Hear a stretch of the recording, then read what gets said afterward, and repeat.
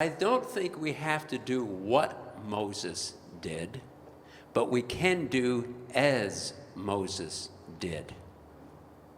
Because you see, Moses throughout this episode and his brother Aaron, what they're doing is they're communicating with God to know how to speak to Pharaoh, to the Hebrew slaves, and to all the people of Egypt. They're asking key questions, and we can do the same.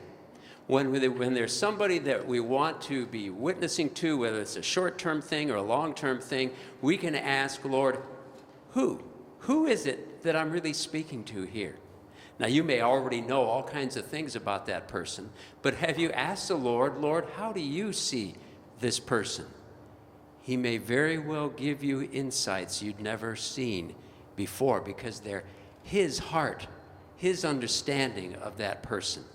Another question you can ask is, what's ruling over that person?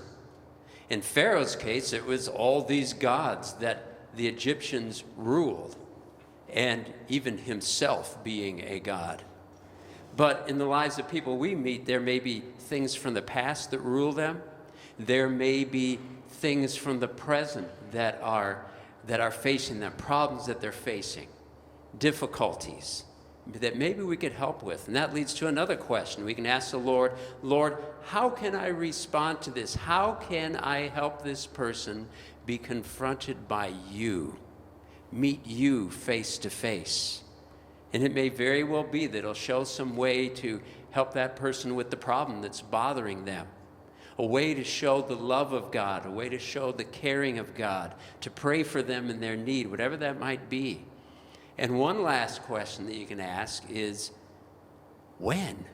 And that also kind of includes a where. When do you want me to do this thing that you showed me? Because it may not be right at that moment. It may be according to God's time. For instance, there was a couple months ago, I was selling something on Craigslist. And these two young men came to buy this large object. It's called a ping pong table, okay?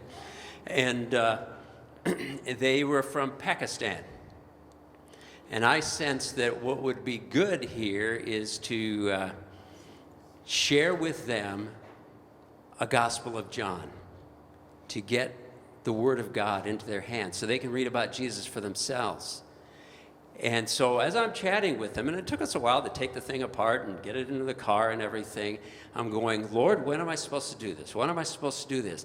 And the whole time went by, and the when never happened. It didn't happen. They drove away, and I felt like, I blew that. But I hadn't blown it.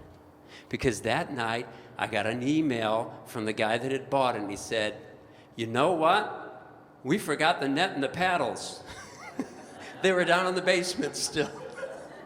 And so I put them in a bag and left them in a place outside so he could come by and pick them up anytime. And I emailed him back, said, they'll be in this bag, and by the way, there's a little gift for you. And after he got that gift, as well as the net and the paddles, he emailed me back and said, I'll be glad to read this. I'm always open to learning more. And what a joy that was. As I look back on it, I realized it was the Lord's timing.